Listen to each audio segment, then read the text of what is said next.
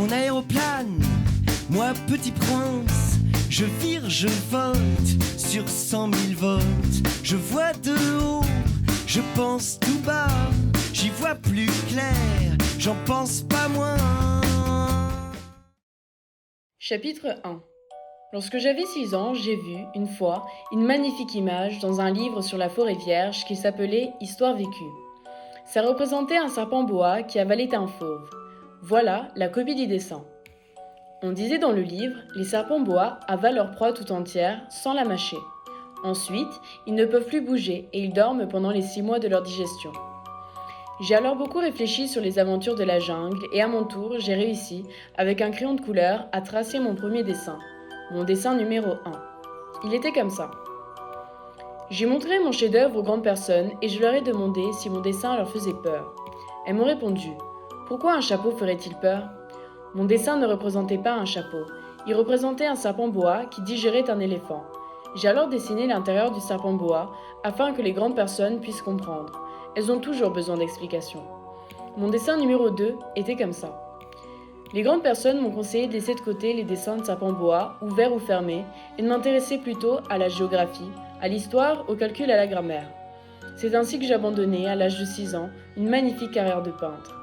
J'avais été découragée par l'insuccès de mon dessin numéro 1 et de mon dessin numéro 2. Les grandes personnes ne comprennent jamais rien toutes seules, et c'est fatigant pour les enfants de toujours et toujours leur donner des explications. J'ai donc dû choisir un autre métier et j'ai appris à piloter des avions. J'ai volé un peu partout dans le monde. Et la géographie, c'est exact, m'a beaucoup servi. Je savais reconnaître, du premier coup d'œil, la Chine de l'Arizona. C'est très utile si l'on est égaré pendant la nuit. J'ai ainsi eu, au cours de ma vie, des tas de contacts avec des tas de gens sérieux. J'ai beaucoup vécu chez les grandes personnes. Je les ai vus de très près. Ça n'a pas trop amélioré mon opinion. Quand je rencontrais une qui me paraissait un peu lucide, je faisais l'expérience sur elle de mon dessin numéro 1 que j'ai toujours conservé. Je voulais savoir si elle était vraiment compréhensive. Mais toujours elle me répondait « c'est un chapeau ». Alors je ne lui parlais ni de serpent boa, ni de forêt vierge, ni d'étoiles. Je me mettais à sa portée. Je lui parlais de bridge, de golf, de politique et de cravate. Et la grande personne était bien contente de connaître un homme aussi raisonnable. Chapitre 2. J'ai ainsi vécu seul, sans personne avec qui parler véritablement, jusqu'à une panne dans le désert du Sahara, il y a 6 ans. Quelque chose s'était cassé dans mon moteur, et comme je n'avais avec moi ni mécanicien, ni passager, je me préparais à essayer de réussir tout seul une réparation difficile. C'était pour moi une question de vie ou de mort. J'avais à peine de l'eau à boire pour 8 jours. Le premier soir, je me suis donc endormi sur le sable à 1000 miles de toute terre habitée. J'étais bien plus isolé qu'un naufragé sur un radeau au milieu de l'océan. Alors vous imaginez ma surprise au lever du jour quand une drôle de petite voix m'a réveillé. Elle disait « S'il vous plaît, dessine-moi un mouton. » « Hein ? Dessine-moi un mouton. » J'ai sauté sur mes pieds comme si j'avais été frappé par la foudre. J'ai bien frotté mes yeux, j'ai bien regardé et j'ai vu un petit bonhomme tout à fait extraordinaire qui me considérait gravement. Voilà le meilleur portrait que plus tard j'ai réussi à faire de lui. Mais mon dessin, bien sûr, est beaucoup moins ravissant que le modèle. Ce n'est pas de ma faute. J'avais été découragé dans ma carrière de peintre par les grandes personnes, à l'âge de 6 ans, et je n'avais rien appris à dessiner sauf les bois fermés et les bois ouverts. Je regardais donc cette apparition avec des yeux tout ronds d'étonnement. N'oubliez pas que je me trouvais à 1000 miles de toute région habitée. Or, mon petit bonhomme ne me semblait ni égaré, ni mort de fatigue, ni mort de faim, ni mort de soif, ni mort de peur. Il n'avait en rien l'apparence d'un enfant perdu au milieu du désert, à 1000 miles de toute région habitée. Quand je réussis enfin de parler, je lui dis « Mais qu'est-ce que tu fais là ?» Et il me répéta alors, tout doucement, comme une chose très sérieuse « S'il vous plaît, dessine-moi un mouton. » Quand le mystère est trop impressionnant, on n'ose pas désobéir. Aussi absurde que cela me sembla à 1000 miles de tous les endroits habités et en danger de mort, je sortis de ma poche une feuille de papier et un stylographe. Mais je me rappelais alors que j'avais surtout étudié la géographie, l'histoire, le calcul et la grammaire, et je dis au petit bonhomme que je ne savais pas dessiner. Il me répondit « Ça ne fait rien, dessine-moi un mouton. » Comme je n'avais jamais dessiné un mouton, je refis pour lui un des 2 seuls dessins dont j'étais capable, celui du bois fermé. Et je fus stupéfait d'entendre le petit bonhomme me répondre « Non, non, je ne veux pas d'un éléphant dans un bois. Un bois, c'est très dangereux, et un éléphant, c'est très encombrant. Chez moi, c'est tout petit. J'ai besoin d'un mouton. Dessine-moi un mouton. » Alors j'ai dessiné. Il regarda attentivement, puis « Non, celui-là est déjà très malade. Fais-en un autre. » Je dessinai. Mon ami sourit gentiment avec indulgence. « Tu vois bien, ce n'est pas un mouton, c'est un bélier. Il a des cornes. » Je refis donc encore mon dessin, mais il fut refusé, comme les précédents. « Celui-là est trop vieux, je veux un mouton qui vive longtemps. » Alors, faute de patience, comme j'avais hâte de commencer le démontage de mon moteur, je griffonnais ce dessin-ci. Et je lançais. « Ça, c'est la caisse. Le mouton que tu veux est dedans. » Mais je fus bien surpris de voir s'illuminer le visage de mon jeune juge. « C'est tout à fait comme ça que je le voulais. Crois-tu qu'il faille beaucoup d'herbe pour ce mouton ? » ?»« Pourquoi ? » Parce que chez moi c'est tout petit. »« Ça suffira sûrement, je t'ai donné un tout petit mouton. » Il pencha la tête vers le dessin. « Pas si petit que ça. Tiens, il s'est endormi. » Et c'est ainsi que je fis la connaissance du petit prince. Chapitre 3. Il me fallut longtemps pour comprendre d'où il venait. Le petit prince qui me posait beaucoup de questions ne semblait jamais entendre les miennes. Ce sont des mots prononcés par hasard qui, peu à peu, m'ont tout révélé. Ainsi, quand il aperçut pour la première fois mon avion, je ne dessinerai pas mon avion, c'est un dessin beaucoup trop compliqué pour moi, il me demanda « Qu'est-ce que c'est que cette chose-là » ?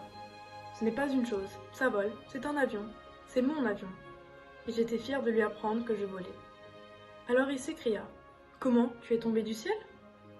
Oui, je fis modestement. « Ah, ça c'est drôle !» Et le petit prince eut un très joli éclat de rire qui m'irrita beaucoup. Je désire que l'on prenne mes malheurs au sérieux. Puis il ajouta « Alors toi aussi tu viens du ciel ? De quelle planète es-tu » J'entrevis aussitôt une lueur dans le mystère de sa présence et j'interrogeai brusquement. « Tu viens donc d'une autre planète ?» Mais il ne me répondit pas.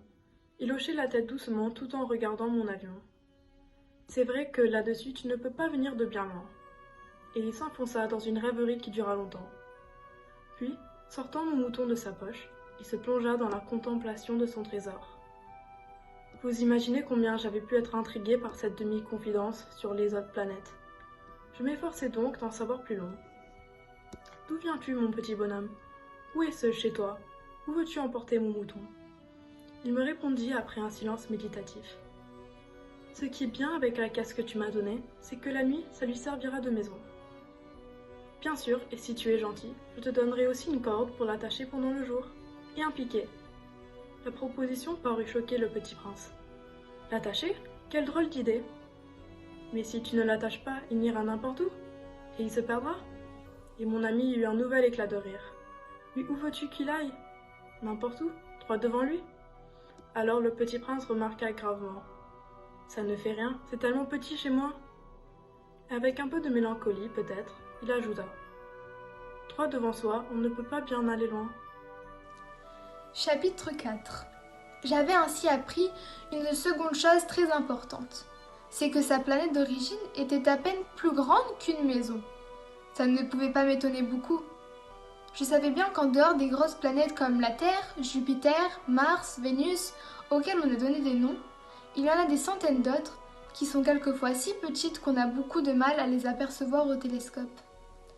Quand un astronome découvre l'une d'entre elles, il lui donne pour nom un numéro. Il l'appelle par exemple l'astéroïde 3251.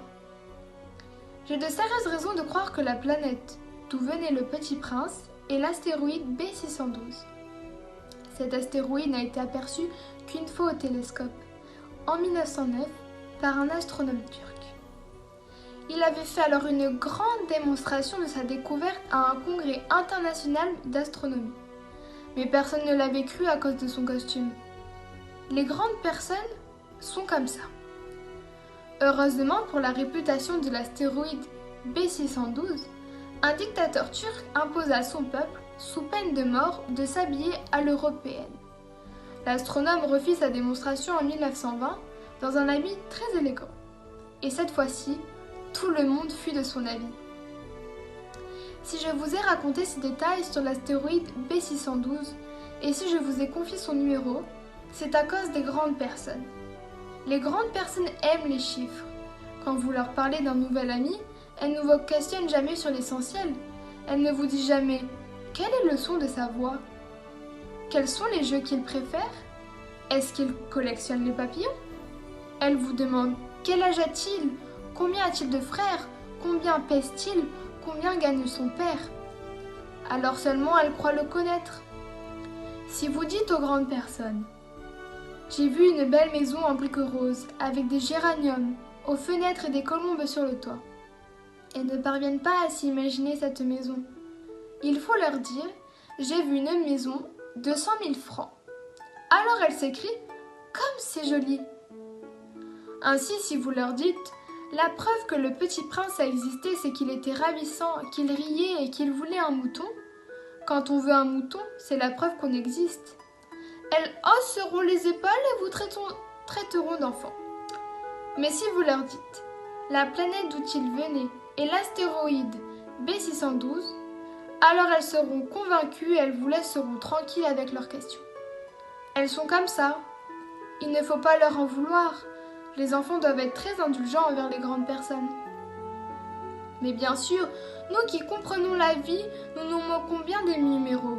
J'aurais aimé commencer cette histoire à la façon des contes de fées. J'aurais aimé dire: il était une fois un petit prince qui habitait une planète à peine plus grande que lui et qui avait besoin d'un ami. Pour ceux qui comprennent la vie, ça aurait eu l'air beaucoup plus vrai. Car je n'aime pas qu'on lise mon livre à la légère. J'éprouve tant de chagrin à raconter ces souvenirs. Il y a 6 ans déjà que mon ami s'en est allé avec son mouton. Si j'essaye ici de le décrire, c'est afin de ne pas l'oublier. C'est triste d'oublier un ami. Tout le monde n'a pas eu un ami. Et je puis devenir comme les grandes personnes qui ne s'intéressent plus qu'aux chiffres. C'est donc pour ça encore que j'ai acheté une boîte de couleurs et de crayons. C'est dur de se remettre au dessin à mon âge quand on n'a jamais fait d'autres tentatives que celle d'un bois fermé et celle d'un bois ouvert, à l'âge de 6 ans. J'essayerai bien sûr de faire des portraits le plus ressemblants possible. Mais je ne suis pas tout à fait certain de réussir. Un dessin va et l'autre ne ressemble plus. Je me trompe un peu aussi sur la taille. Ici, le petit prince est trop grand, là, il est trop petit. J'hésite aussi sur la couleur de son costume. Alors je tâtonne comme ci et comme ça, tant bien que mal. Je me tromperai enfin sur certains détails plus importants. Mais ça, il faudra me le pardonner. Mon ami ne donnait jamais d'explication. Il me croyait peut-être semblable à lui. Mais moi, malheureusement, je ne sais pas voir les moutons à travers les caisses. Je suis peut-être un peu comme les grandes personnes. J'ai dû vieillir. Chapitre 5. Chaque jour, j'apprenais quelque chose sur la planète, sur le départ, sur le voyage. Ça venait tout doucement, au hasard des réflexions. C'est ainsi que, le 3e jour, je connus le drame des baobabs. Cette fois-ci encore fut grâce aux moutons, car brusquement, le petit prince m'interrogea, comme pris d'un doute grave. C'est bien vrai, n'est-ce pas, que les moutons mangent les arbustes? Oui, c'est vrai. Ah, je suis content. Mais je ne compris pas pourquoi il était si important que les moutons mangeassent les arbustes. Mais le petit prince ajouta: par conséquent, ils mangent aussi les baobabs. Je fis remarquer au petit prince que les baobabs ne sont pas des arbustes, mais des arbres grands comme des églises, et que, même s'il emportait avec lui tout un troupeau d'éléphants, ce troupeau ne viendrait pas à bout d'un seul baobab. L'idée du troupeau d'éléphants fit rire le petit prince. Il faudrait les mettre les uns sur les autres. Mais il remarqua avec sagesse: les baobabs, avant de grandir, ça commence par être petit. C'est exact, mais pourquoi veux-tu que tes moutons mangent les petits baobabs? Il me répondit: bah, voyons, comme s'il s'agissait là d'une évidence. Et il me fallut faire un grand effort d'intelligence pour comprendre à moi seul ce problème. Et en effet, sur la planète du Petit Prince, il y avait, comme sur toutes les planètes, de bonnes herbes et de mauvaises herbes. Par conséquent, de bonnes graines de bonnes herbes et de mauvaises graines de mauvaises herbes. Mais les graines sont invisibles.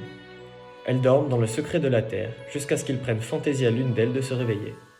Alors elles s'étirent et poussent d'abord timidement vers le soleil une ravissante brindille de radis ou de rosier.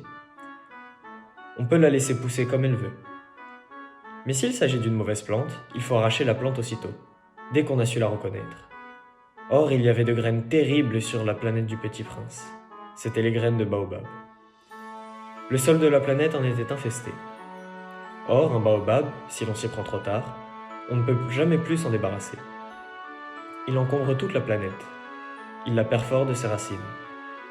Et si la planète est trop petite, et si les baobabs sont trop nombreux, ils la font éclater. C'est une question de discipline, me disait plus tard le petit prince. Quand on a terminé sa toilette du matin, il faut faire soigneusement la toilette de la planète. Il faut s'astreindre régulièrement à arracher les baobabs dès qu'on les distingue d'avec les rosiers auxquels ils se rassemblent beaucoup quand ils sont très jeunes. C'est un travail très ennuyeux, mais très facile. Et un jour, il me conseilla de m'appliquer à réussir un beau dessin, pour bien faire entrer ça dans la tête des enfants de chez moi. S'ils voyagent un jour, me disait-il, ça pourra leur servir. Il est quelquefois sans inconvénient de remettre à plus tard son travail. Mais s'il s'agit des baobabs, c'est toujours une catastrophe. J'ai connu une planète habitée par un paresseux. Il avait négligé 3 arbustes. Et sur les indications du petit prince, j'ai dessiné cette planète-là. Je n'aime guère prendre le ton d'un moraliste, mais le danger des baobabs est si peu connu, et les risques courus par celui qui s'égarerait dans un astéroïde sont si considérables, que, pour une fois, je fais exception à ma réserve. Je dis « Enfants, faites attention aux baobabs ». C'est pour avertir mes amis du danger qu'ils frôlaient depuis longtemps, comme moi-même, sans le connaître, que j'ai tant travaillé ce dessin-là. La leçon que je donnais en valait la peine. Vous vous demanderez peut-être, pourquoi n'y a-t-il pas dans ce livre d'autres dessins aussi grandioses que le dessin des baobabs? La réponse est bien simple. J'ai essayé, mais je n'ai pas pu réussir. Quand j'ai dessiné les baobabs, j'ai été animé par le sentiment de l'urgence. Chapitre 6. Ah, petit prince, j'ai compris, peu à peu, ainsi, ta petite vie mélancolique. Tu n'avais pas eu longtemps pour ta distraction que la douceur des couchers de soleil. J'ai appris ce détail nouveau, le 4e jour au matin, quand tu m'as dit « J'aime bien les couchers de soleil, allons voir un coucher de soleil. » Mais il faut attendre. Attendre quoi? Attendre que le soleil se couche. Tu as eu l'air très surpris d'abord, et puis tu as ri de toi-même. Et tu m'as dit « Je me crois toujours chez moi. » En effet, quand il est midi aux États-Unis, le soleil, tout le monde sait, se couche sur la France.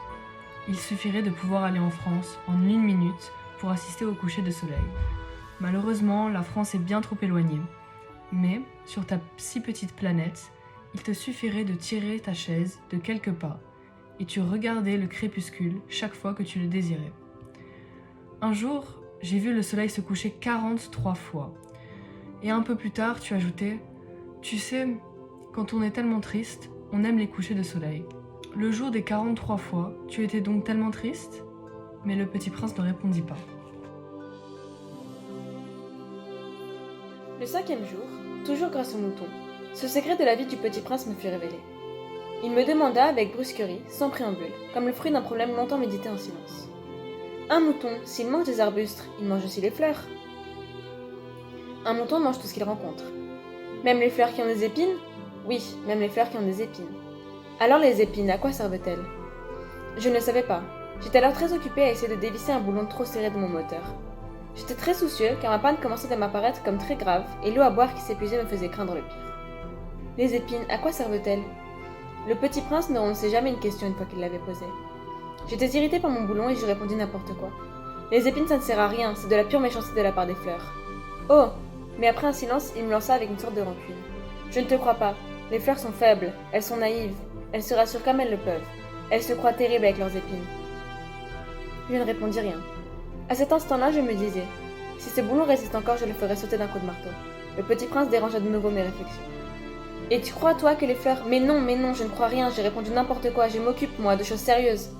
Il me regarda stupéfait. De choses sérieuses? Il me voyait, avec mon marteau à la main et les doigts noirs de cambouis, penché sur un objet qui lui semblait très laid. Tu parles comme les grandes personnes. Ça me fit un peu honte. Mais impitoyable, il ajouta. Tu confonds tout, tu mélanges tout. Il était vraiment très irrité. Il secouait au vent des cheveux tout dorés. Je connais une planète où il y a un monsieur cramoisi. Il n'a jamais respiré une fleur, il n'a jamais regardé une étoile, il n'a jamais aimé personne, il n'a jamais rien fait d'autre que des additions. Et toute la journée, il répète comme toi. Je suis un homme sérieux, je suis un homme sérieux. Et ça le fait gonfler d'orgueil. Mais ce n'est pas un homme, c'est un champignon. Un quoi? Un champignon. Le petit prince était maintenant tout pâle de colère. Il y a des millions d'années que les fleurs fabriquent des épines. Il y a des millions d'années que les moutons mangent quand même les fleurs. Et ce n'est pas sérieux de chercher à comprendre pourquoi elles se donnent tant de mal pour se fabriquer des épines qui ne servent jamais à rien. Ce n'est pas important la guerre des moutons et des fleurs. Ce n'est pas non plus sérieux et plus important que les additions d'un gros monsieur rouge. Et si je ne connais, moi, une fleur unique au monde qui n'existe nulle part sauf dans ma planète et qu'un petit mouton peut anéantir d'un seul coup comme ça un matin sans se rendre compte de ce qu'il fait, ce n'est pas important ça ? Il rougit puis reprit. Si quelqu'un aime une fleur qui n'existe qu'à un exemplaire dans des millions et des millions d'étoiles, ça suffit pour qu'il soit heureux quand il les regarde. Il se dit, ma fleur est là quelque part. Mais si le mouton mange la fleur, c'est pour lui comme si brusquement toutes les étoiles s'éteignaient. Et ce n'est pas important ça ? Il ne put rien dire de plus. Il éclata brusquement en sanglots. La nuit était tombée, j'avais lâché mes outils. Je me moquais bien de mon marteau, de mon boulon, de la soif et de la mort. Il y avait, sur une étoile, une planète, la mienne, la Terre, un petit prince inconsolé. Je le pris dans mes bras, je le berçai, je lui disais « La fleur que tu aimes n'est pas en danger. Je lui dessinerai une muselière à tout mouton. Je te dessinerai une armure pour ta fleur. Je ne savais pas trop quoi dire. Je me sentais très maladroit. Je ne savais comment l'atteindre ou le rejoindre. C'est tellement mystérieux le pays des larmes.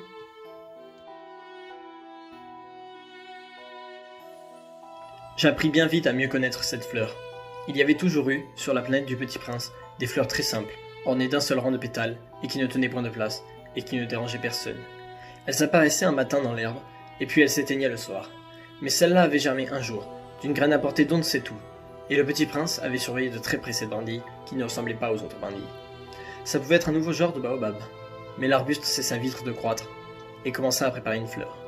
Le Petit Prince, qui assistait à l'installation d'un bouton énorme, sentait bien qu'il en sortirait une apparition miraculeuse. Mais la fleur n'en finissait pas de se préparer à être belle, à l'abri de sa chambre verte. Elle choisissait avec soin ses couleurs, elle s'habillait lentement, elle ajustait un à un ses pétales. Elle ne voulait pas sortir toute fripée comme les coquelicots. Elle ne voulait apparaître que dans le plein rayonnement de sa beauté. Et oui, elle était très coquette. Sa toilette mystérieuse avait donc duré des jours et des jours. Et puis voici qu'un matin, justement à l'heure du lever du soleil, elle s'était montrée. Et elle, qui avait travaillé avec tant de précision, dit en bâillant « Ah, je me réveille à peine, je vous demande pardon, je suis encore toute décoiffée. » Le Petit Prince alors ne put contenir son admiration. « Que vous êtes belle !»« N'est-ce pas ?» répondit doucement la fleur. « Et je suis née en même temps que le soleil. » Le Petit Prince devina bien qu'elle n'était pas trop modeste, mais elle était si émouvante. « C'est l'heure, je crois, d'un petit déjeuner, » avait-elle bientôt ajouté. « Auriez-vous la bonté de penser à moi ?» Et le Petit Prince, tout confus, ayant été chercher un arrosoir d'eau fraîche, avait servi la fleur. Ainsi l'avait-elle bien tourmentée par sa vanité un peu ombrageuse. Un jour, par exemple, parlant de ses 4 épines, elle avait dit au Petit Prince « Ils peuvent venir, les tigres, avec leurs griffes. »« Il n'y a pas de tigres sur ma planète, » avait objecté le Petit Prince, « et puis les tigres ne mangent pas l'herbe. »« Je ne suis pas une herbe, » avait doucement répondu la fleur. « Pardonnez-moi. Je ne crains rien des tigres, mais j'ai horreur des courants d'air. Vous n'auriez pas un paravent ?»« Horreur des courants d'air, ce n'est pas de chance pour une plante, » avait remarqué le Petit Prince. Cette fleur est bien compliquée. Le soir, vous me mettrez sous globe. Il fait très froid chez vous. C'est mal installé là d'où je viens. Mais elle s'était interrompue. Elle était venue sous forme de graine. Elle n'avait rien pu connaître des autres mondes. Humiliée de s'être laissée surprendre à préparer un mensonge aussi naïf, elle avait toussé 2 ou 3 fois pour mettre le Petit Prince dans son tort. Ce paravent, j'allais le chercher, mais vous me parliez. Alors, elle avait forcé sa toux pour lui infliger quand même des remords. Ainsi, le Petit Prince, malgré la bonne volonté de son amour, avait vite douté d'elle. Il avait pris au sérieux des mots sans importance et était devenu très malheureux. « J'aurais dû ne pas l'écouter, me confia-t-il un jour. Il ne faut jamais écouter les fleurs. Il faut les regarder et les respirer. La mienne embaumait ma planète, mais je ne savais pas m'en réjouir. Cette histoire de griffes, qui m'avait tellement agacé, eût dû m'attendrir. » Il me confia encore. Je n'ai alors rien su comprendre. J'aurais dû la juger sur ses actes et non sur ses mots. Elle m'embaumait et m'éclairait. Je n'aurais jamais dû m'enfuir. J'aurais dû deviner sa tendresse derrière ses pauvres ruses. Les fleurs sont si contradictoires, mais j'étais trop jeune pour savoir l'aimer. Chapitre 9. Je crois qu'il profita pour son évasion d'une migration d'oiseaux sauvages. Au matin du départ, il mit sa planète bien en ordre. Il ramena soigneusement ses volcans en activité. Il possédait 2 volcans en activité, et c'était bien commode pour faire chauffer le petit déjeuner du matin. Il possédait aussi un volcan éteint, mais, comme il disait, on ne sait jamais. Il ramena donc également le volcan éteint. S'ils sont bien ramonés, les volcans brûlent doucement et régulièrement, sans éruption. Les éruptions volcaniques sont comme des feux de cheminée. Évidemment, sur notre Terre, nous sommes beaucoup trop petits pour ramener nos volcans. C'est pourquoi ils nous causent des tas d'ennuis. Le Petit Prince arracha aussi, avec un peu de mélancolie, les dernières pousses de baobab. Il croyait ne jamais devoir revenir. Mais tous ces travaux familiers lui parurent, ce matin-là, extrêmement doux. Et, quand il arrosa une dernière fois la fleur et se prépara à la mettre à l'abri sous son globe, il se découvrit l'envie de pleurer. « Adieu, dit-il à la fleur, mais elle ne lui répondit pas. « Adieu, répéta-t-il. La fleur toussa, mais ce n'était pas à cause de son rhume. « J'ai été sotte, lui dit-elle enfin. Je te demande pardon. Tâche d'être heureux. » Il fut surpris par l'absence de reproche. Il restait là, tout déconcerté, le globe en l'air. Il ne comprenait pas cette douceur calme. « Mais oui, je t'aime, lui dit la fleur. Tu n'en as rien su par ma faute. Cela n'a aucune importance. Mais tu as été aussi sot que moi. Tâche d'être heureux, laisse ce globe tranquille, je n'en veux plus. Mais le vent, je ne suis pas si enrhumé que ça. L'air frais de la nuit me fera du bien. Je suis une fleur. Mais les bêtes, il faut bien que je supporte 2 ou 3 chenilles si je veux connaître les papillons. Il paraît que c'est tellement beau. Sinon, qui me rendra visite? Tu seras loin, toi. Quant aux grosses bêtes, je ne crains rien, j'ai mes griffes. Et elle montrait naïvement ses 4 épines. Puis elle ajouta, ne traîne pas comme ça, c'est agaçant. Tu as décidé de partir, va-t'en. Car elle ne voulait pas qu'il la vît pleurer. C'était une fleur tellement orgueilleuse. Il se trouvait dans la région des astéroïdes 325, 326, 327, 328, 329 et 330. Il commença donc par les visiter, pour y chercher une occupation ou pour s'y instruire. La première était habitée par un roi. Le roi siégeait, habillé de pourpre et d'hermine, sur un trône très simple et cependant majestueux. « Ah, voilà un sujet !» s'écria le roi quand il aperçut le petit prince. Et le petit prince se demanda « Comment peut-il me connaître, puisqu'il ne m'a encore jamais vu ?» Il ne savait pas que, pour les rois, le monde était très simplifié. Tous les hommes sont des sujets. « Approche-toi, que je te vois mieux », lui dit le roi qui était tout fier d'être roi pour quelqu'un. Le petit prince chercha des yeux où s'asseoir, mais la planète était tout encombrée par le magnifique manteau d'hermine. Il resta donc debout, et comme il était fatigué, il bâilla. « Il est contraire à l'éthique de bâiller en présence d'un roi, » lui dit le monarque. « Je te l'interdis. »« Je ne peux pas m'empêcher, » répondit le petit prince tout confus. « J'ai fait un long voyage et je n'ai pas dormi. »« Alors, » lui dit le roi, « je t'ordonne de bâiller. Je n'ai vu personne bâiller depuis des années. Les bâillements sont pour moi des curiosités. Allons, bâille encore, c'est un ordre. »« Ça m'intimide, je ne peux plus, » fit le petit prince tout en rougissant. « répondit le roi. « Alors je t'ordonne tantôt de bâiller et tantôt de... » Il bredouillait un peu et paraissait vexé, car le roi tenait essentiellement à ce que son autorité fût respectée. Il ne tolérait pas la désobéissance. C'était un monarque absolu. Mais comme il était très bon, il donnait des ordres raisonnables. « Si j'ordonnais, disait-il couramment, si j'ordonnais à un général de se changer en oiseau de mer, et si le général n'obéissait pas, ce ne serait pas la faute du général, ce serait ma faute. Puis-je m'asseoir » s'enquit timidement le petit prince. « Je t'ordonne de t'asseoir, » lui répondit le roi, qui me ramena majestueusement un pan de son manteau d'hermine. Mais le petit prince s'étonnait. La planète était minuscule. Sur quoi le roi pouvait-il bien régner ? « Sire, » lui dit-il, « je vous demande pardon de vous interroger. Je t'ordonne de m'interroger, » se hâta de dire le roi. « Sire, sur quoi régnez-vous ?»« Sur tout, » répondit le roi avec une grande simplicité. « Sur tout ?»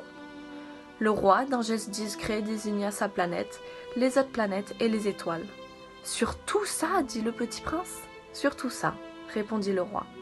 Car non seulement c'était un monarque absolu, mais c'était un monarque universel. « Et les étoiles vous obéissent ?»« Bien sûr, » lui dit le roi. « Elles obéissent aussitôt. Je ne tolère pas l'indiscipline. » Un tel pouvoir émerveilla le petit prince. S'il avait détenu lui-même, il aurait pu assister non pas à 44, mais à 72, ou même à 100, ou même à 200 couchers de soleil dans la même journée, sans jamais avoir à tirer sa chaise. Et comme il se sentait un peu triste, à cause du souvenir de sa petite planète abandonnée, il s'enhardit à solliciter une grâce du roi. « Je voudrais voir un coucher de soleil. Faites-moi plaisir. Ordonnez au soleil de se coucher. Si j'ordonnais à un général de voler comme une fleur, ou à l'autre d'un papillon, ou d'écrire une tragédie, ou de se changer en oiseau de mer, et si le général n'exécutait pas l'ordre reçu, qui, de lui ou de moi, serait dans son tort ? » « Ce serait vous, » dit fermement le petit prince. « Exact, il faut exiger de chacun ce que chacun peut donner, » reprit le roi. « L'autorité repose d'abord sur la raison. Si tu ordonnes à un peuple d'aller se jeter à la mer, il fera la révolution. J'ai le droit d'exiger l'obéissance parce que mes ordres sont raisonnables. Alors mon cocher de soleil, rappela le petit prince qui jamais d'oublier une question une fois qu'il l'avait posée. Ton cocher de soleil, tu l'auras, je l'exigerai, mais j'attendrai dans ma science du gouvernement que les conditions soient favorables. Quand ce sera-t-il ? S'informa le petit prince. Lui répondit le roi, qui consulta d'abord un gros calendrier. Ce sera ce sera ce soir, vers 7h40, et tu verras comme je suis bien obéi. Le prince bâilla. Il regrettait son coucher de soleil manqué. Puis il s'ennuyait déjà un peu. Je n'ai plus rien à faire ici, dit-il au roi, je vais repartir. Ne pars pas, répondit le roi qui était si fier d'avoir un sujet. Ne pars pas, je te fais ministre. Ministre de quoi ? De la justice. Mais il n'y a personne à juger. On ne sait pas, lui dit le roi. Je n'ai pas encore fait le tour de mon royaume. Je suis très vieux. Je n'ai pas la place pour un carrosse, et ça me fatigue de marcher. Oh, mais j'ai déjà vu, dit le petit prince qui se pencha pour jeter encore un coup d'œil sur l'autre côté de la planète. Il n'y a personne là-bas non plus ? Tu te jugeras donc toi-même, lui répondit le roi.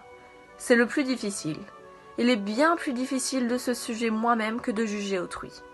Si tu réussis à bien te juger, c'est que tu es un véritable sage. Moi, dit le petit prince, je puis me juger moi-même n'importe où. Je n'ai pas besoin d'habiter ici. Dit le roi. Je crois bien que sur ma planète, il y a quelque part un vieux rat. Je l'entends la nuit. Tu pourras juger ce vieux rat ? Tu le condamneras à mort de temps en temps. Ainsi, sa vie dépendra de ta justice. Mais tu le gracieras chaque fois pour économiser. Il n'y en a qu'un. Moi, répondit le petit prince, je n'aime pas condamner à mort. Et je crois bien que je m'en vais. Non, dit le roi. Mais le petit prince, ayant achevé ses préparatifs, ne voulut point peiner le vieux monarque.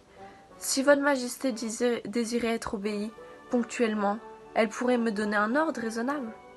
Elle pourrait m'ordonner, par exemple, de partir avant 1 minute. Il me semble que les conditions sont favorables. Le roi n'ayant rien répondu, le petit prince hésita d'abord, puis, avec un soupir, prit le départ. Chapitre 11. La seconde planète était habitée par un vaniteux. « Ah ah ! Voilà la visite d'un admirateur !» s'écria de loin le vaniteux dès qu'il aperçut le petit prince. Car, pour les vaniteux, les autres hommes sont des admirateurs. « Bonjour, dit le petit prince, vous avez un drôle de chapeau. »« C'est pour saluer, lui répondit le vaniteux. C'est pour saluer quand on m'acclame. Malheureusement, il ne passe jamais personne par ici. »« Ah oui ? dit le petit prince qui ne comprit pas. »« Frappe tes mains l'une contre l'autre, conseilla donc le vaniteux. Le petit prince frappa ses mains l'une contre l'autre. Le vaniteux salua modestement en soulevant son chapeau. « Ça, c'est plus amusant que la visite du roi, se dit en lui-même le petit prince. Il recommença de frapper ses mains l'une contre l'autre. Le vaniteux recommença de saluer en soulevant son chapeau. Après 5 minutes d'exercice, le petit prince se fatigua de la monotonie du jeu. « Et, pour que le chapeau tombe, demanda-t-il, que faut-il faire ?» Mais le vaniteux ne l'entendit pas. Les vaniteux n'entendent jamais que des louanges. « Est-ce que tu m'admires vraiment beaucoup ?» demanda-t-il au petit prince. « Qu'est-ce que signifie admirer ?» Admirer signifie reconnaître que je suis l'homme le plus beau, le mieux habillé, le plus riche et le plus intelligent de la planète. Mais tu es seul sur ta planète. Fais-moi ce plaisir, admire-moi quand même. Je t'admire, dit le petit prince en haussant un peu les épaules. Mais en quoi cela peut-il bien t'intéresser ? Et le petit prince s'enfuit. Les grandes personnes sont décidément bien bizarres, se dit-il en lui-même durant son voyage. Chapitre 12. La planète suivante était habitée par un buveur. Cette visite fut très courte, mais elle plongea le petit prince dans une grande mélancolie. « Que fais-tu là » dit-il au buveur qu'il trouva installé en silence devant une collection de bouteilles vides et une collection de bouteilles pleines. « Je bois, répondit le buveur d'un air lugubre. « Pourquoi bois-tu » lui demanda le petit prince. « Pour oublier. »« Pour oublier quoi » s'enquit le petit prince, qui déjà le plaignait. « Pour oublier que j'ai honte » avoua le buveur en baissant la tête. « Honte de quoi » s'informa le petit prince qui désirait le secourir. Honte de boire, acheva le buveur qui s'enferma définitivement dans le silence. Et le petit prince s'en fut, perplexe. Les grandes personnes sont décidément très bizarres, se disait-il en lui-même durant le voyage. Chapitre 13. La quatrième planète était celle du businessman. Cet homme était si occupé qu'il ne leva même pas la tête à l'arrivée du petit prince. « Bonjour, lui dit celui-ci, votre cigarette est éteinte. 3 et 2 font 5, 5 et 7, 12. 12 et 3, 15. Bonjour. 15 et 7, 22. 22 et 6, 28. Pas le temps de la rallumer. 26 et 5, 31. Ouf. Ça fait donc 501 622 731. 500 millions de quoi? Hein? Tu es toujours là? 500 millions de... je ne sais plus. J'ai tellement de travail, je suis sérieux moi. Je ne m'amuse pas à des balles d'hiverne. 2 et 5, 7. 500 millions de quoi? Répéta le petit prince, qui, jamais de sa vie, n'avait-il renoncé à une question une fois qu'il l'avait posée. Le businessman leva la tête. Depuis 54 ans que j'habite cette planète-ci, je n'ai été dérangé que 3 fois. La première fois, ça a été il y a 22 ans, par un hanneton qui était tombé, Dieu sait où. Il répandait un bruit épouvantable et j'ai fait 4 erreurs dans une addition. La seconde fois, ça a été il y a 11 ans, par une crise de rhumatisme. Je suis sérieux, moi. La troisième fois, la voici. Je disais donc 501 millions... Millions de quoi? Le businessman comprit qu'il n'était point d'espoir de paix. Millions de ces petites choses que l'on voit quelquefois dans le ciel. Des mouches? Mais non, des petites choses qui brillent. Des abeilles? Mais non, des petites choses dorées qui font rêvasser les fainéants. Mais je suis sérieux, moi, je n'ai pas le temps de rêvasser. Ah, des étoiles! C'est bien ça, des étoiles. Et que fais-tu des 500 millions d'étoiles? 501 622 731. Je suis un homme sérieux. Moi, je suis précis. Et que fais-tu de ces étoiles? Ce que j'en fais?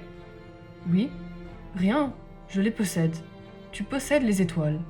Oui. Mais j'ai déjà vu un roi qui... Les rois ne possèdent pas. Ils règnent sur. C'est très différent. À quoi cela te sert-il de posséder des étoiles? Ça me sert à être riche. Et à quoi cela te sert-il d'être riche?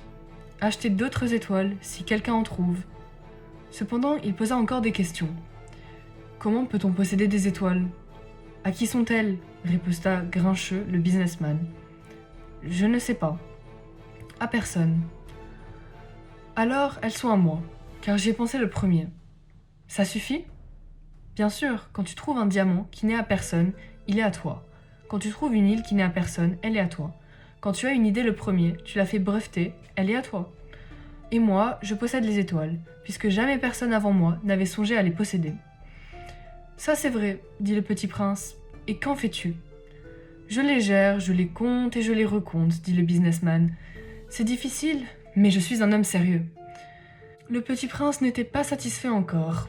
Moi, si je possède un foulard, je puis le mettre autour de mon cou et l'emporter.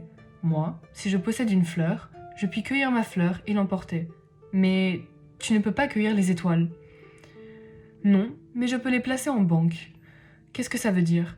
Ça veut dire que j'écris sur un petit papier le nombre de mes étoiles, et puis j'enferme à clé ce petit papier-là dans un tiroir. Et c'est tout? Ça suffit! C'est amusant, pensa le petit prince, c'est assez poétique, mais ce n'est pas très sérieux. Le petit prince avait sur les choses sérieuses des idées très différentes des idées des grandes personnes. Moi, dit-il encore, je possède une fleur que j'arrose tous les jours. Je possède 3 volcans que je ramène toutes les semaines, car je ramène aussi celui qui est éteint. On ne sait jamais. C'est utile à mes volcans et c'est aussi utile à ma fleur, que je possède. Mais tu n'es pas utile aux étoiles. Le businessman ouvrit la bouche, mais ne trouva rien à répondre, et le petit prince s'en fut.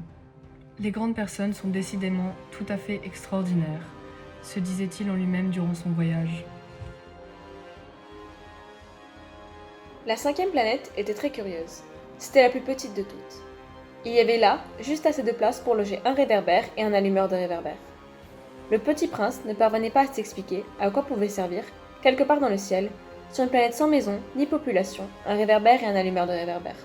Cependant, il se dit en lui-même: peut-être bien que cet homme est absurde. Cependant, il est moins absurde que le roi, que le vaniteux, que le businessman et que le buveur. Au moins, son travail a-t-il un sens. Quand il allume son réverbère, c'est comme s'il faisait naître une étoile de plus ou une fleur. Quand il éteint son réverbère, ça endort la fleur ou l'étoile. C'est une occupation très jolie, c'est véritablement utile puisque c'est joli. Lorsqu'il aborda la planète, il salua respectueusement l'allumeur. « Bonjour, pourquoi viens-tu d'éteindre ton réverbère ?»« C'est la consigne, répondit l'allumeur. Bonjour. »« Qu'est-ce que la consigne ?»« C'est d'éteindre mon réverbère, bonsoir. » Il le ralluma. « Mais pourquoi viens-tu de le rallumer ?»« C'est la consigne, répondit l'allumeur. »« Je ne comprends pas, dit le petit prince. »« Il n'y a rien à comprendre, dit l'allumeur. La consigne, c'est la consigne, bonjour. » Et il éteignit son réverbère. Puis, il s'épongea le front avec un mouchoir à carreaux rouges. « Je fais là un métier terrible. C'était raisonnable autrefois, j'éteignais le matin et j'allumais le soir. J'avais le reste du jour pour me reposer et le reste de la nuit pour dormir. » Et depuis cette époque, la consigne a changé ? La consigne n'a pas changé, dit l'allumeur. C'est bien là le drame. La planète, d'année en année, a tourné de plus en plus vite et la consigne n'a pas changé. Alors, dit le petit prince. Alors maintenant qu'elle fait un tour par minute, je n'ai plus une seconde de repos. J'allume et j'éteins une fois par minute. Ça, c'est drôle. Les jours chez toi durent une minute. Ce n'est pas drôle du tout, dit l'allumeur. Ça fait déjà 1 mois que nous parlons ensemble. 1 mois ? Oui, 30 minutes, 30 jours. Bonsoir. Et il ralluma son réverbère. Le petit prince le regarda, et il aima cette allumeur qui était tellement fidèle à la consigne. Il se souvint des couchers de soleil que lui-même allait autrefois chercher en tirant sa chaise. Il voulut aider son ami. « Tu sais, je connais un moyen de te reposer quand tu voudras. »« Je veux toujours, dit l'allumeur, car on peut être, à la fois, fidèle et paresseux. » Le petit prince poursuivit. « Ta planète est tellement petite que tu en fais le tour en 3 enjambées. Tu n'as qu'à marcher assez lentement pour rester toujours au soleil. Quand tu voudras te reposer, tu marcheras, et le jour durera aussi longtemps que tu voudras. »« Ça ne m'avance pas à grand-chose, dit l'allumeur. Ce que j'aime dans la vie, c'est dormir. »« Ce n'est pas de chance, dit le petit prince. »« Ce n'est pas de chance, dit l'allumeur. Bonjour. » Et il éteignit son réverbère. Celui-là, se dit le petit prince, tandis qu'il poursuivait plus loin son voyage, celui-là serait méprisé par tous les autres. Par le roi, par le vaniteux, par le buveur, par le businessman. Cependant, c'est le seul qui me paraisse pas ridicule. C'est peut-être parce qu'il s'occupe d'autre chose que de soi-même. Et il eut un soupir de regret et se dit encore. Celui-là est le seul dont j'eusse pu faire mon ami. Mais sa planète est vraiment trop petite, il n'y a pas de place pour 2. Ce que le petit prince n'osait pas s'avouer, c'est qu'il regrettait cette planète bénie, à cause, surtout, des 1440 couchers de soleil par 24 heures. Chapitre 15. La 6e planète était une planète 10 fois plus vaste. Elle était habitée par un vieux monsieur qui écrivait d'énormes livres. « Tiens, voilà un explorateur » s'écria-t-il, quand il aperçut le petit prince. Le petit prince s'assit sur la table et souffla un peu. Il avait déjà tant voyagé. « D'où viens-tu » lui dit le vieux monsieur. « Quel est ce gros livre » dit le petit prince. « Que faites-vous ici ?»« Je suis géographe » dit le vieux monsieur. « Qu'est-ce un géographe ?» C'est un savant qui connaît où se trouvent les mers, les fleuves, les villes, les montagnes et les déserts. « Ça c'est bien intéressant » dit le petit prince. « Ça c'est enfin un véritable métier. » Et il jeta un coup d'œil autour de lui sur la planète du géographe. Il n'avait jamais vu encore une planète aussi majestueuse. « Elle est bien belle, votre planète. »« Est-ce qu'il y a des océans ?»« Je ne puis le savoir, dit le géographe. »« Ah !»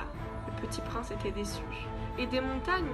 Je ne puis le savoir, dit le géographe. »« Et des villes, et des fleuves, et des déserts ? Je ne puis le savoir non plus, dit le géographe. »« Mais vous êtes géographe !»« C'est exact, dit le géographe. »« Mais je ne suis pas explorateur. Je manque absolument d'explorateurs. Ce n'est pas le géographe qui va faire le compte des villes, des fleuves, des montagnes, des mers et des océans. Le géographe est trop important pour flâner. Il ne quitte pas son bureau, mais il reçoit les explorateurs, il les interroge et il prend note leurs souvenirs. Et si les souvenirs de l'un d'entre eux lui paraissent intéressants, le géographe fait une enquête sur la moralité de l'explorateur. Pourquoi ça ? Parce qu'un géographe qui mentait entraînerait des catastrophes dans les livres de géographie, et aussi un explorateur qui boirait trop. Pourquoi ça ? Fit le petit prince. Parce que les ivrognes voient double. Alors le géographe noterait 2 montagnes là où il n'y en a qu'une seule. Je connais quelqu'un, dit le petit prince, qui serait mauvais explorateur. C'est possible. Donc, quand la moralité de l'explorateur paraît bonne, on fait une enquête sur sa découverte. On va voir ? Non, c'est trop compliqué. mais on exige que l'explorateur qu'il fournisse des preuves. S'il s'agit par exemple de la découverte d'une grosse montagne, on exige qu'il en rapporte de grosses pierres. Le géographe soudain s'émut. Mais toi, tu viens de loin, tu es un explorateur. Tu vas me décrire ta planète.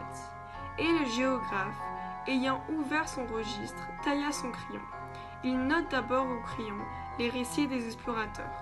On attend, pour noter à l'encre, que l'explorateur ait fourni des preuves. Alors, interrogea le géographe. Oh, chez moi, dit le petit prince, ce n'est pas très intéressant, c'est tout petit.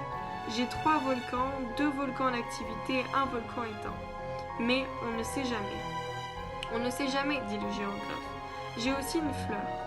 Nous ne notons pas les fleurs, dit le géographe. Pourquoi ça? C'est pas joli? Parce que les fleurs sont éphémères. Qu'est-ce que signifie éphémère? Les géographies, dit le géographe, sont les livres les plus précieux de tous les livres. Elles ne se démodent jamais. Il est rare qu'une montagne change de place. Il est très rare qu'un océan se vide de son eau. Nous écrivons des choses éternelles. Mais les volcans éteints peuvent se réveiller, interrompit le petit prince. Qu'est-ce que signifie éphémère? Que les volcans soient éteints ou soient éveillés, ça revient au même pour nous autres, dit le géographe. Ce qui compte pour nous, c'est la montagne, elle ne change pas. Mais qu'est-ce que signifie éphémère? Répéta le petit prince qui, de sa vie, n'avait renoncé à une question, une chose qu'il avait posée. Ça signifie qui est menacé de disparition prochaine. Ma fleur est menacée de disparition prochaine? Bien sûr. Ma fleur est éphémère, se dit le petit prince, et elle n'a que 4 épines pour se défendre contre le monde, et je l'ai laissée toute seule chez moi.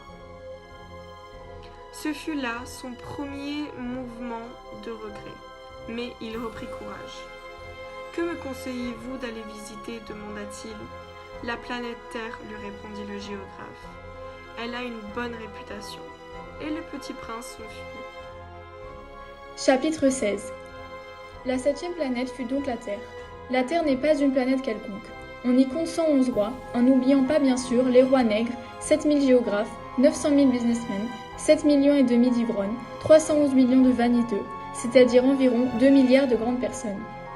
Pour vous donner une idée des dimensions de la Terre, je vous dirai qu'avant l'invention de l'électricité, on y devait entretenir, sur l'ensemble des 6 continents, une véritable armée de 462 511 allumeurs de réverbères. Vu d'un peu loin, ça faisait un effet splendide. Les mouvements de cette armée étaient réglés comme ceux d'un ballet d'opéra. D'abord venait le tour des allumeurs de réverbères de Nouvelle-Zélande et d'Australie, puis ceux-ci, ayant allumé leurs lampions, s'en allaient dormir.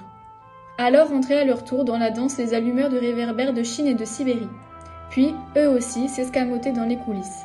Alors venait le tour des allumeurs de réverbères de Russie et des Indes, puis de ceux d'Afrique et d'Europe, puis de ceux d'Amérique du Sud, puis de ceux d'Amérique du Nord, et jamais ils ne se trompaient dans leur ordre d'entrée en scène.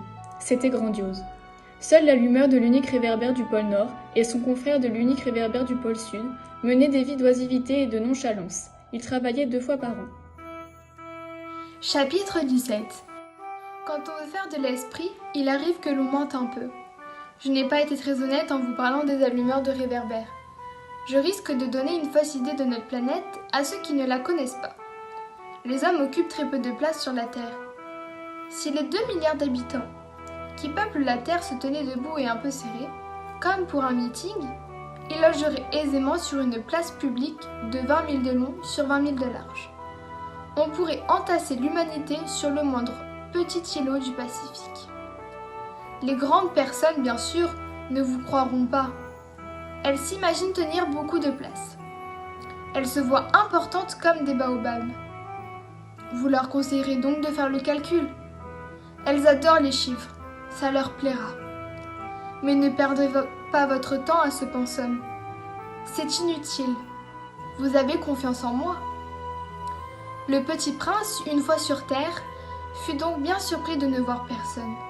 Il avait déjà peur de s'être trompé de planète quand un anneau couleur de lune remua dans le sable.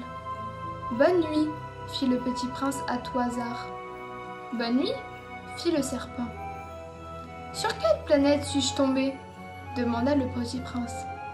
Sur la Terre, en Afrique, répondit le serpent. Ah! Il n'y a donc personne sur la Terre? Ici c'est le désert. Il n'y a personne dans les déserts. La Terre est grande, dit le serpent. Le petit prince s'assit sur une pierre et leva les yeux vers le ciel. Je me demande, dit-il, si les étoiles sont éclairées afin que chacun puisse un jour retrouver la sienne. Regarde ma planète, elle est juste au-dessus de nous. Mais comme elle est loin, elle est belle, dit le serpent. Que viens-tu faire ici? J'ai des difficultés avec une fleur, dit le petit prince. Ah, fit le serpent, et ils se turent. Où sont les hommes? Reprit enfin le petit prince. On est un peu seul dans le désert. On est seul aussi chez les hommes, dit le serpent. Le petit prince le regarda longtemps. Tu es une drôle de bête, lui dit-il enfin, mince comme un doigt. Mais je suis plus puissant que le doigt d'un roi, dit le serpent. Le petit prince eut un sourire. Tu n'es pas bien puissant. Tu n'as même pas de pattes. Tu ne peux même pas voyager. Je puis t'emporter plus loin qu'un navire, dit le serpent. Il s'enroula autour de la cheville du petit prince comme un bracelet d'or.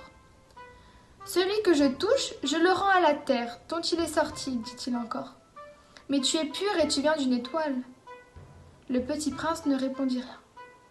Tu me fais pitié, toi, si faible sur cette terre de granit.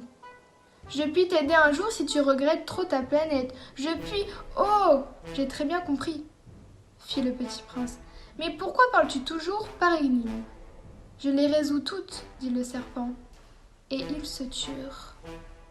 Chapitre 18. Le petit prince traversa le désert et ne rencontra qu'une fleur. Une fleur à 3 pétales. Une fleur de rien du tout. Bonjour, dit le petit prince. Bonjour, dit la fleur. Où sont les hommes? Demanda poliment le petit prince. Les fleurs, un jour, avaient vu passer une caravane. Les hommes, il en existe, je crois, 6 ou 7. Je les ai aperçus il y a des années, mais on ne sait jamais où les trouver. Le vent les promène. Ils manquent de racines, ça les gêne beaucoup. Adieu, fit le petit prince. Adieu, dit la fleur. Chapitre 19. Le petit prince d'une autre montagne. Les seules montagnes qu'il eût jamais connues étaient les 3 volcans qui lui arrivaient aux genoux. Et il se servait du volcan éteint comme un tabouret. D'une montagne haute comme celle-ci, se dit-il donc, j'apercevrai d'un coup toute la planète et tous les hommes. Mais il n'aperçut rien que des aiguilles de roc bien aiguisées. Bonjour, dit-il à tout hasard. Bonjour, bonjour, bonjour, répondit l'écho. Qui êtes-vous? dit le petit prince. Qui êtes-vous? Qui êtes-vous? Qui êtes-vous? répondit l'écho. Soyez mes amis, je suis seul, dit-il. Je suis seul, je suis seul, je suis seul, répondit l'écho. Quelle drôle de planète, pensa-t-il alors. Elle est toute sèche, et toute pointue, et toute salée.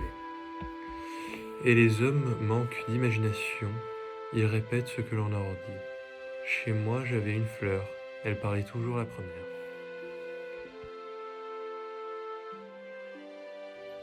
Mais il arriva que le petit prince, ayant longtemps marché à travers les sables, les rocs et les neiges, découvrit enfin une route, et les routes vont toutes chez les hommes. Bonjour, dit-il. C'était un jardin fleuri de roses. Bonjour, dirent les roses. Le petit prince les regarda, elles ressemblaient toutes à sa fleur. Qui êtes-vous? leur demanda-t-il stupéfait. Nous sommes des roses, dirent les roses. Ah, fit le prince. Et il se sentit très malheureux. Sa fleur lui avait raconté qu'elle était la seule de son espèce dans l'univers. Et voici qu'il en était 5000, toutes semblables, dans un seul jardin. Elle serait bien vexée, se dit-il, si elle voyait ça. Elle tousserait énormément et ferait semblant de mourir pour échapper au ridicule. Et je serais bien obligé de faire semblant de la soigner, car sinon, pour m'humilier moi aussi, elle se laisserait vraiment mourir. Puis il se dit encore, je me croyais riche d'une fleur unique, et je ne possède qu'une rose ordinaire. Ça et mes 3 volcans qui m'arrivent aux genoux, et dont l'un peut-être est éteint pour toujours. Ça ne fait pas de moi un bien grand prince. Et couché dans l'herbe, il pleura.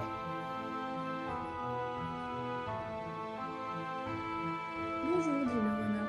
Bonjour, répondit poliment le petit prince qui se retourna mais ne vit rien. Je suis là, dit la voix, sous le pommier. Qui es-tu? dit le petit prince. Tu es bien jolie. Je suis un renard, dit le renard. Viens jouer avec moi, lui proposa le petit prince. Je suis tellement triste. Je ne puis pas jouer avec toi, dit le renard. Je ne suis pas apprivoisé. Ah, pardon, fit le petit prince. Mais après réflexion, il ajouta. Qu'est-ce que signifie apprivoiser? Tu n'es pas d'ici, dit le renard. Que cherches-tu? Je cherche les hommes, dit le petit prince. Qu'est-ce que signifie apprivoiser?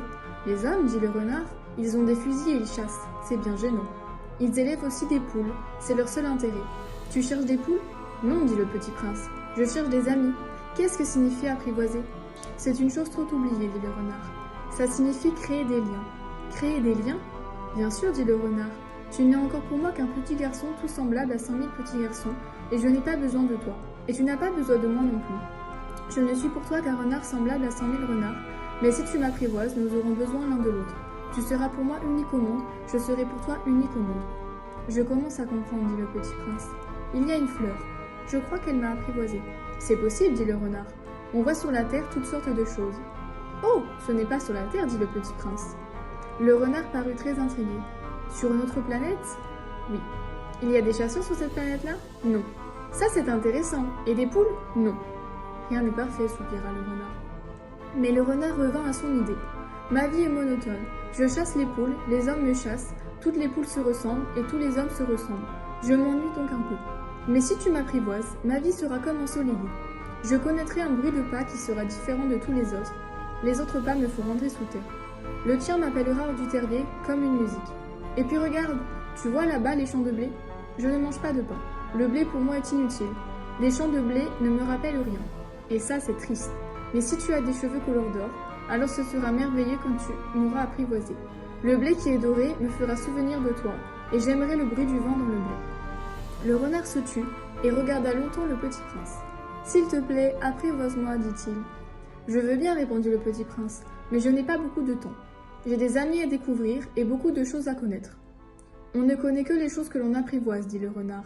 Les hommes n'ont plus le temps de rien connaître. Ils achètent des choses toutes faites chez les marchands, mais comme il n'existe point de marchands d'amis, les hommes n'ont plus d'amis.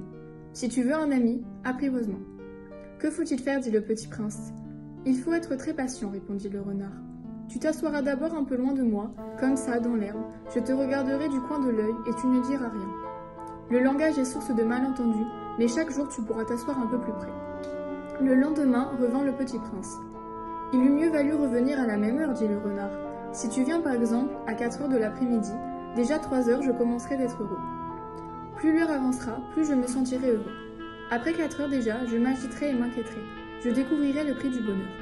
Mais si tu viens n'importe quand, je ne saurai jamais à quelle heure m'habiller le cœur. Il faut des rites. Qu'est-ce qu'un rite, dit le petit prince. C'est aussi quelque chose de trop oublié, dit le renard. C'est ce qui fait qu'un jour est différent des autres jours, une heure des autres heures. Il y a un rite par exemple chez mes chasseurs.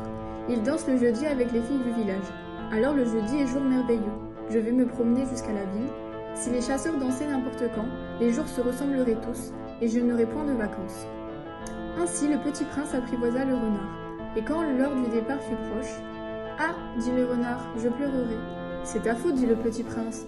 Je ne t'ai souhaité point de mal, mais tu as voulu que je t'apprivoise. »« Bien sûr, dit le renard. »« Mais tu vas pleurer, dit le petit prince. »« Bien sûr, dit le renard. »« Alors tu n'y gagnes rien. »« J'y gagne, dit le renard, à cause de la couleur du blé. » Puis il ajouta. « Va revoir les roses. Tu comprendras que la tienne est unique au monde. Tu reviendras me dire adieu, et je te ferai cadeau d'un secret. » Le petit prince s'enfuit revoir les roses. « Vous n'êtes pas du tout semblable à ma rose. Vous n'êtes rien encore, leur dit-il. Personne ne vous a apprivoisé, vous n'avez apprivoisé personne. Vous êtes comme était mon renard. Ce n'était qu'un renard semblable à 100 000 autres. Mais j'en ai fait mon ami, et il est maintenant unique au monde. » Et les roses étaient bien gênées. « Vous êtes belle, mais vous êtes vile, leur dit-il encore. On ne peut pas mourir pour vous. Bien sûr, ma rose à moi, un pinceau ordinaire croirait qu'elle vous ressemble. Mais à elle seule, elle est plus importante que vous toutes, puisque c'est elle que j'ai arrosée, puisque c'est elle que j'ai mise sous globe, puisque c'est elle que j'ai abritée par le paravent, puisque c'est elle dont j'ai tué les chenilles, sauf les 2 ou 3 pour les papillons, puisque c'est elle que j'ai écouté se plaindre, ou se vanter, ou même quelquefois se taire, puisque c'est ma rose. Et il revint vers le renard. Adieu, dit-il. Adieu, dit le renard. Voici mon secret. Il est très simple, on ne voit bien qu'avec le cœur, l'essentiel est invisible pour les yeux. L'essentiel est invisible pour les yeux, répéta le petit prince, afin de se souvenir. C'est le temps que tu as perdu pour ta rose, qui fait ta rose si importante. C'est le temps que j'ai perdu pour ma rose, fit le petit prince, afin de se souvenir. Les hommes ont oublié cette vérité, dit le renard. Mais tu ne dois pas l'oublier. Tu deviens responsable pour toujours de ce que tu m'as apprivoisé. Tu es responsable de ta rose. Je suis responsable de ma rose, répéta le petit prince, afin de se souvenir. Chapitre 22. Bonjour, dit le petit prince. Bonjour, dit l'aiguilleur. Que fais-tu ici, dit le petit prince. Je trie les voyageurs par paquet de 1000, dit l'aiguilleur. J'expédie les trains et les emporte, tantôt vers la droite, tantôt vers la gauche. Et un rapide illuminé, grondant vers le tonnerre, fit trembler la cabine d'aiguillage. Ils sont bien pressés, dit le petit prince. Que cherche-t-il? L'homme de la locomotive l'ignore lui-même, dit l'aiguilleur. Et gronda, en sens inverse, un second rapide illuminé. Ils reviennent déjà? Demanda le petit prince. Ce ne sont pas les mêmes, dit l'aiguilleur, c'est un échange. Ils n'étaient pas contents là où ils étaient? On n'est jamais content là où on est, dit l'aiguilleur. Et gronda le tonnerre d'un troisième rapide illuminé. Ils poursuivent les premiers voyageurs, demanda le petit prince. Ils ne poursuivent rien du tout, dit l'aiguilleur. Ils dorment là-dedans, ou bien ils bâillent. Les enfants seuls écrasent leur nez contre les vitres. Les enfants seuls savent ce qu'ils cherchent, fit le petit prince. Ils perdent du temps pour une poupée de chiffon, et elle devient très importante, et si on le la enlève, ils pleurent. Ils ont de la chance, dit l'aiguilleur. Chapitre 23. Bonjour, dit le petit prince. Bonjour, dit le marchand de pilules perfectionnées qui apaise la soif. On en avale une par semaine et l'on ne ressent plus le besoin de boire. Pourquoi vends-tu ça? Dit le petit prince. C'est une grosse économie de temps, dit le marchand. Les experts ont fait des calculs. On épargne 53 minutes par semaine. Et que fait-on de ces 53 minutes? On fait ce que l'on veut. Moi, se dit le petit prince, si j'avais 53 minutes à dépenser, je marcherais tout doucement vers une fontaine. Chapitre 24. Nous étions au 8e jour de ma panne dans le désert et j'avais écouté l'histoire du marchand en buvant la dernière goutte de ma provision d'eau. Ah, dis-je au petit prince, ils sont bien jolis tes souvenirs, mais je n'ai pas encore réparé mon avion, je n'ai plus rien à boire et je serais heureux moi aussi si je pouvais marcher tout doucement vers une fontaine. Mon ami le renard, dit-il, mon petit bonhomme, il ne s'agit plus du renard. Pourquoi? Parce qu'on va mourir de soif. Il ne comprit pas mon raisonnement, il me répondit, c'est bien d'avoir eu un ami même si l'on va mourir, moi je suis bien content d'avoir eu un ami renard. Il ne mesure pas le danger, me dis-je, il n'a jamais eu ni faim ni soif, un peu de soleil lui suffit. Mais il me regarda et répondit à ma pensée. J'ai soif aussi. Cherchons un puits. J'eus un geste de lassitude. Il est absurde de chercher un puits au hasard dans l'immensité du désert. Cependant, nous nous mîmes en marche. Quand nous eûmes marché des heures, en silence, la nuit tomba, et les étoiles commencèrent de s'éclairer. Je les apercevais comme dans un rêve, ayant un peu de fièvre à cause de ma soif. Les mots du petit prince dansaient dans ma mémoire. « Tu as donc soif aussi ?» lui demandai-je, mais il ne répondit pas à ma question. Il me répondit simplement. L'eau peut aussi être bonne pour le cœur. Je ne compris pas sa réponse, mais je me tus. Je savais bien qu'il ne fallait pas l'interroger. Il était fatigué. Il s'assit. Je m'assis auprès de lui, et après un silence, il dit encore. Les étoiles sont belles à cause d'une fleur que l'on ne voit pas. Je répondis, bien sûr, et je regardai sans parler les plis du sable sous la lune. Le désert est beau, ajouta-t-il. Et c'était vrai. J'ai toujours aimé le désert. On s'assoit sur une dune de sable, on ne voit rien, on n'entend rien, et cependant quelque chose rayonne en silence. Ce qui embellit le désert, dit le petit prince, c'est qu'il cache un puits quelque part. Je fus surpris de comprendre soudain ce mystérieux rayonnement du sable. Lorsque j'étais petit garçon, j'habitais une maison ancienne, et la légende racontait qu'un trésor y était enfoui. Bien sûr, jamais personne n'a su le découvrir, ni peut-être même ne l'a cherché. Mais il enchantait toute cette maison. Ma maison cachait un secret au fond de son cœur. Oui, dis-je au petit prince, qu'il s'agisse de la maison, des étoiles ou du désert, ce qui fait leur beauté est invisible. Je suis content, dit-il, que tu sois d'accord avec mon renard. Comme le petit prince s'endormait, je le pris dans mes bras et me remis en route. J'étais émue. Il me semblait porter un trésor fragile. Il me semblait même qu'il n'y eût rien de plus fragile sur la terre. Je regardais à la lumière de la lune ce front pâle, ses yeux clos, ses mèches de cheveux qui tremblaient au vent, et je me disais, ce que je vois là n'est qu'une écorce. Le plus important est invisible. Comme ses lèvres entr'ouvertes et ébauchaient un demi-sourire, je me dis encore. Ce qui m'émeut si fort de ce petit prince endormi, c'est sa fidélité pour une fleur. C'est l'image d'une rose qui rayonne en lui, comme la flamme d'une lampe, même quand il dort. Et je le devinais plus fragile encore. Il faut bien protéger les lampes, un coup de vent peut les éteindre. Et marchant ainsi, je découvris le puits au lever du jour. Chapitre 5. Les hommes, dit le petit prince, ils s'enfoncent dans les rapides, mais ils ne savent plus ce qu'ils cherchent. Alors ils s'agitent et tournent en rond. Et il ajouta, ce n'est pas la peine. Les puits que nous avions atteints ne ressemblaient pas aux autres puits sahariens. Les puits sahariens sont de simples trous creusés dans le sable. Celui-là ressemblait à un puits de village. Mais il n'y avait là aucun village et je croyais rêver. C'est étrange, dis-je au petit prince. Tout est prêt, la poulie, le seau et la corde. Il rit, toucha la corde, fit jouer la poulie. Et la poulie gémit comme une vieille girouette quand le vent a longtemps dormi. Tu entends, dit le prince. Nous réveillons ce puits et il chante. Je ne voulais pas qu'il fît un effort. Laisse-moi faire, lui dis-je, c'est trop lourd pour toi. Lentement, je hissai la seau jusqu'à la margelle et je l'y installai bien, d'aplomb. Dans mes oreilles durait le chant de la poulie, et dans l'eau qui tremblait encore, je voyais trembler le soleil. J'ai soif de cette eau-là, dit le petit prince, donne-moi à boire. Et je compris ce qu'il avait cherché. Je soulevai le seau jusqu'à ses lèvres, il put les yeux fermés, c'était doux comme une fête. Elle était née de la marche sous les étoiles, du chant de la poulie, de l'effort de mes bras. Elle était bonne pour le cœur, comme un cadeau. Lorsque j'étais petit garçon, la lumière de l'arbre de Noël, la musique de la messe de minuit, la douceur des sourires faisaient ainsi tout le rayonnement du cadeau de Noël que je recevais. Les hommes de chez toi, dit le petit prince, cultivent 5000 roses dans le même jardin, et ils n'y trouvent pas ce qu'ils cherchent. Ils ne la trouvent pas, répondis-je. Et cependant, ce qu'ils cherchent pouvait être trouvé dans une seule rose ou un peu d'eau. Et le petit prince ajouta, « Mais les yeux sont aveugles, il faut chercher avec le cœur. » J'avais bu, je respirais bien. Le sable au lever du jour est couleur de miel. J'étais heureux aussi de cette couleur miel. Pourquoi fallait-il que j'eusse de la peine ? Il faut que tu tiennes ta promesse, me dit doucement le petit prince, qui, de nouveau, s'était assis auprès de moi. Quelle promesse ? Tu sais, une muselière pour mon mouton, je suis responsable de cette fleur. Je sortis de ma poche mes ébauches de dessin. Le petit prince les aperçut et dit en riant, « Tes baobabs, ils ressemblent un peu à des choux. » Oh, moi qui étais si fière des baobabs. Ton renard, ses oreilles, elles ressemblent un peu à des cornes. Elles sont trop longues. Et il rit encore. Tu es un juste petit homme. Je ne savais rien dessiner que les boas fermés et les boas ouverts. Oh, ça ira, dit-il. Les enfants savent. Je crayonnai donc une muselière et j'eus le cœur serré en la lui donnant.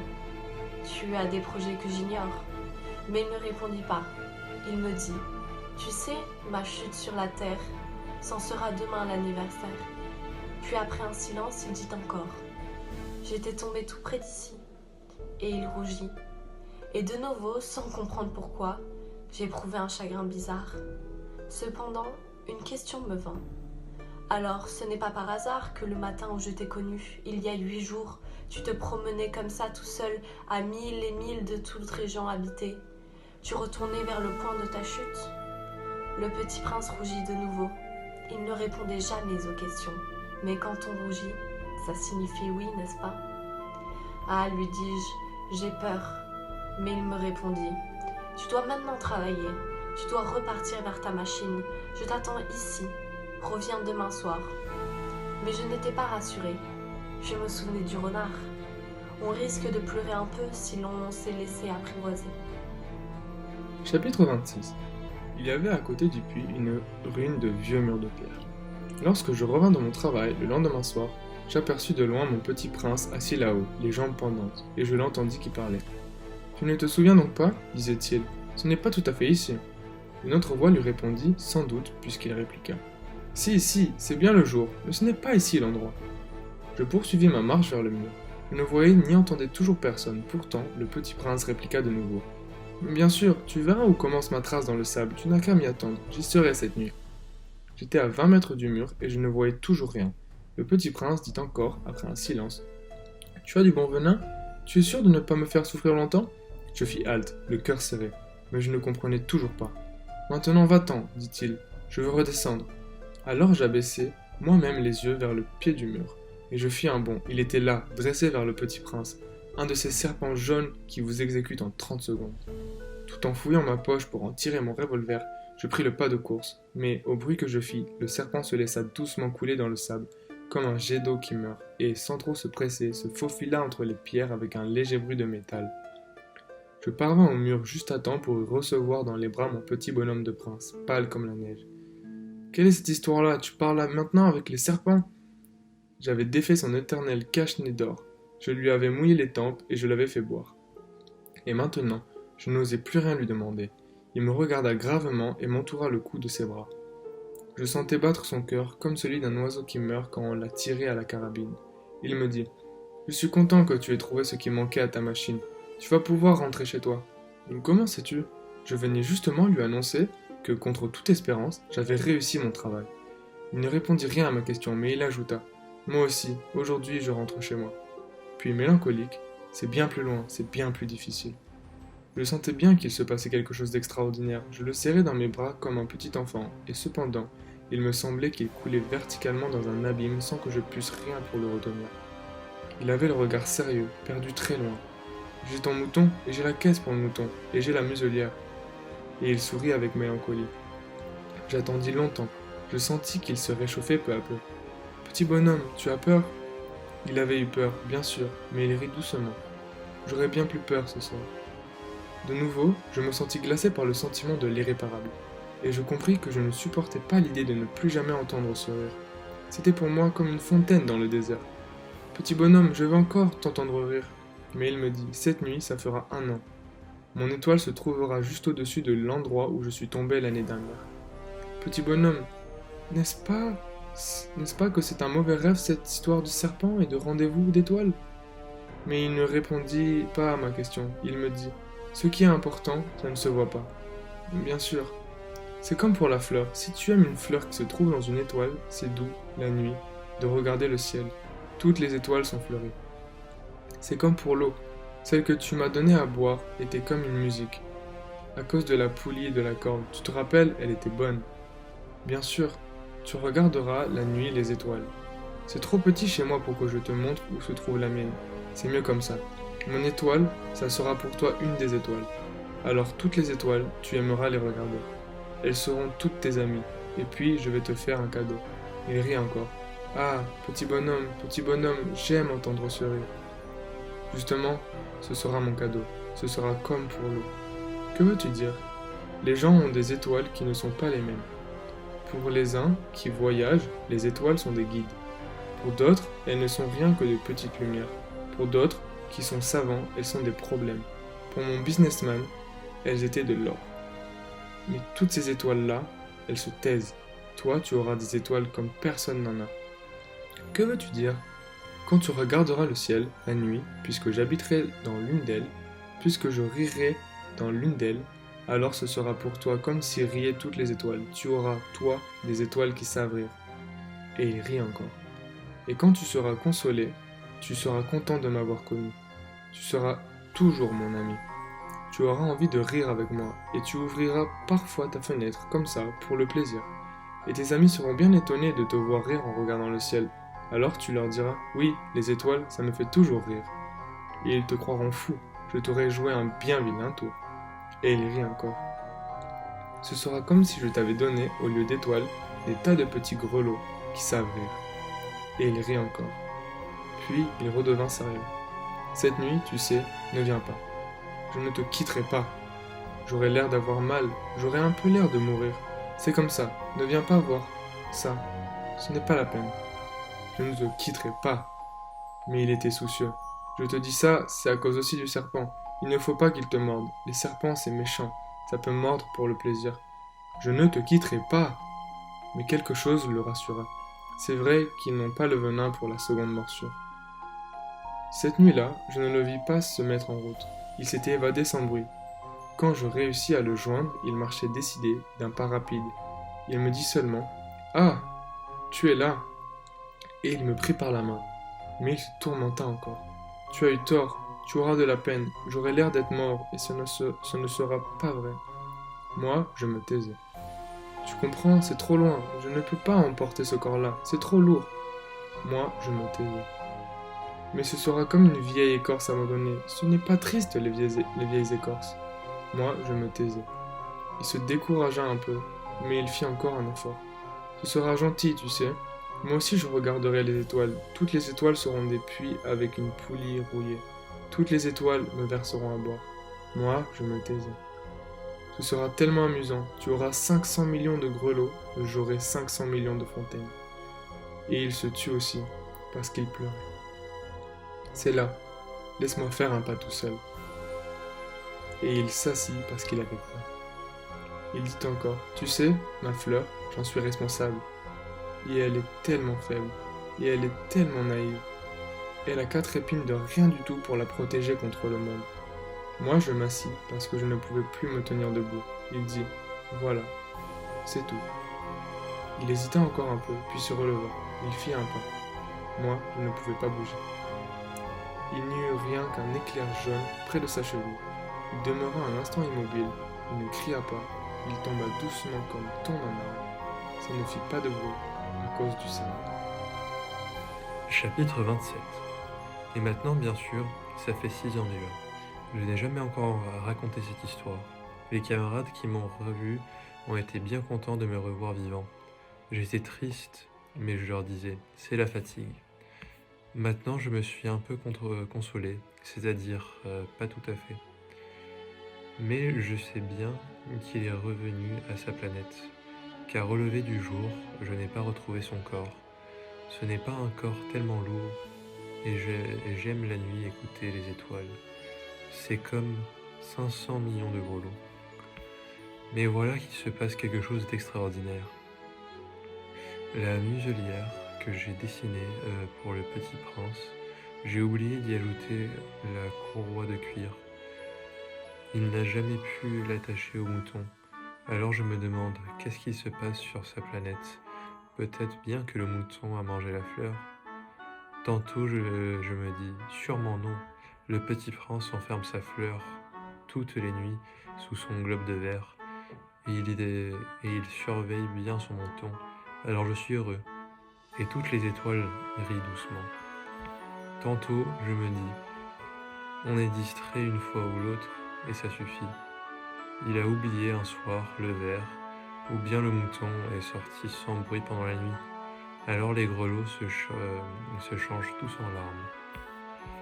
C'est là bien un grand mystère pour vous qui aimiez aussi le petit prince, comme moi. Rien de l'univers ne semblait si quelque part, on ne sait où, un mouton que nous connaissons pas a, oui ou non, mangé une rose, regardez le ciel. Demandez-vous, le mouton, oui ou non, a-t-il mangé la fleur? Et vous verrez comme tout change. Et aucune grande personne ne comprendra jamais que ça a tellement d'importance. Ça, c'est pour moi le plus beau et le plus triste paysage du monde. C'est le même paysage que celui de la page précédente, mais je l'ai dessiné une fois encore pour bien vous le montrer. C'est ceci que le petit prince aperçut sur la terre disparue. Regardez attentivement ce paysage afin d'être sûr de le reconnaître si vous voyagez un jour en Afrique dans le désert.